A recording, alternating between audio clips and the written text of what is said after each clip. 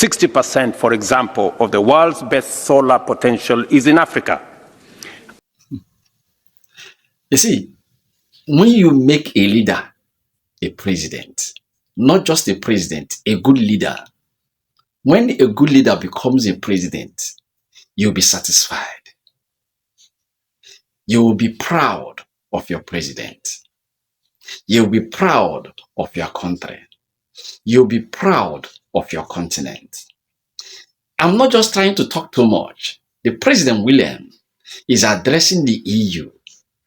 If you not watch this video to the end, and if you did not share this video, that means you don't want Africa to be great. Listen to speech. Listen to what he's saying. He's courageous. And let me not talk too much. Before I open the full package, please make sure you touch the like button. Subscribe. Follow me if this is your first time of seeing my videos. Don't forget to do that. Share this video. Let's go there. Of climate change. The escalating severity of climate change is particularly acute and poignant in Africa, a continent that, despite its minimal contribution to global emissions, finds itself at the forefront of environmental vulnerability. In Africa, with less buffers to address climate change challenges, we feel the impact more directly and more acutely. Consider, for example, the significant influence of high inflation rates on voting behaviors in your region. And I'm told you're going to elections shortly. Now imagine the impact of a year-on-year food price inflation exceeding 10% in sub-Saharan African countries, where food makes up a third of household expenses. These challenges are not isolated. They are interconnected layers of a complex historical, economic, and environmental narrative that the continent endures. Africa still carries the scars of colonialism which remain visible in the economic and institutional dependencies that continue to hinder progress and perpetuate social and political fragility. Acknowledging these issues is important, but focusing solely on them risks obscuring the broader horizon and opportunity. The adversarial North versus South dynamic has not served us well, denying us the opportunity to leverage each other's strengths. Similarly, the East versus West divide is untenable and counterproductive, working against the interests of all of us. Climate change has introduced a new dimension into this complex equation. While it poses an existential threat, climate change has also emerged as a leveling force, equalizing us all in the face of a shared global challenge, transcending all divides, north-south, east-west, developed or developing.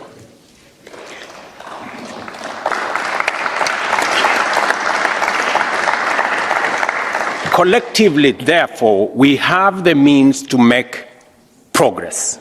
Advanced technology, robust financial systems, and dynamic markets, alongside pioneering advantages in various sectors, are key assets of the global North.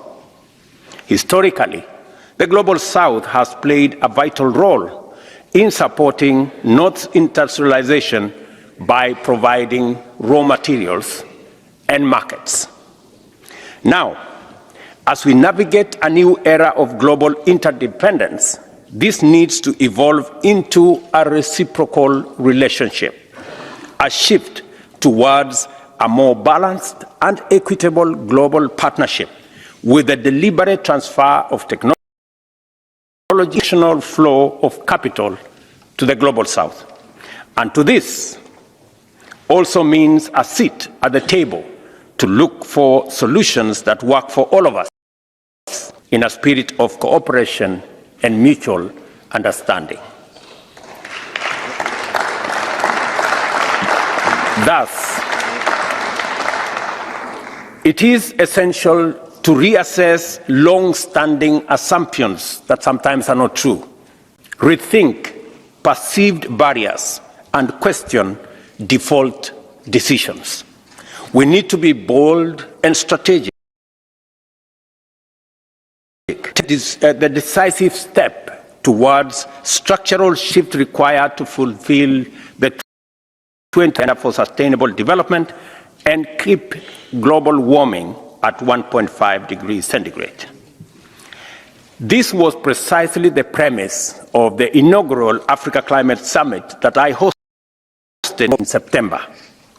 The summit provided a platform not just to discuss the challenges we face, but to view them through the lens of solutions and opportunities.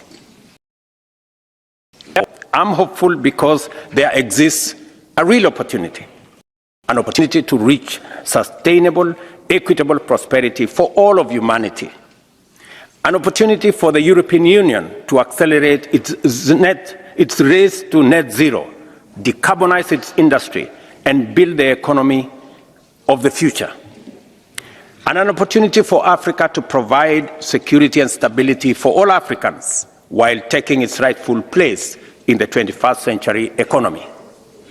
The Africa Climate Summit culminated in the Nairobi Declaration, which sets out the vision and a pathway for Africa to be a vital part of the global solution to the existential climate change challenge that we all face, of the future, and an opportunity for Africa to provide security and stability for all Africans while taking its rightful place in the 21st century economy. The Africa Climate Summit culminated in the Nairobi Declaration, which sets out the vision and a pathway for Africa to be a vital part of the global solution to the existential climate change challenge that we all face. The declaration captures the consensus of the African government leaders for climate-positive growth. We have the world's biggest untapped renewable energy potential, the youngest and fastest growing workforce and human capital, and relevant natural resources and assets. 60%, for example, of the world's best solar potential is in Africa, as well as 60% of the remaining unused arable land in the world. These assets create an inherent ability for Africa to produce green from the start, cost-competitive products and services, and to provide some of the highest quality carbon removal services anywhere in the world. When it comes to green economy, our reality is marked differently from that of Europe.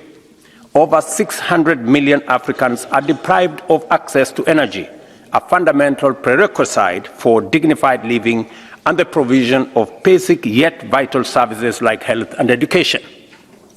Adding to this is the fact that almost 1 billion Africans lack access to clean cooking. While the global narrative often emphasizes energy transition, for most of Africa, it is about energy growth, energy expansion.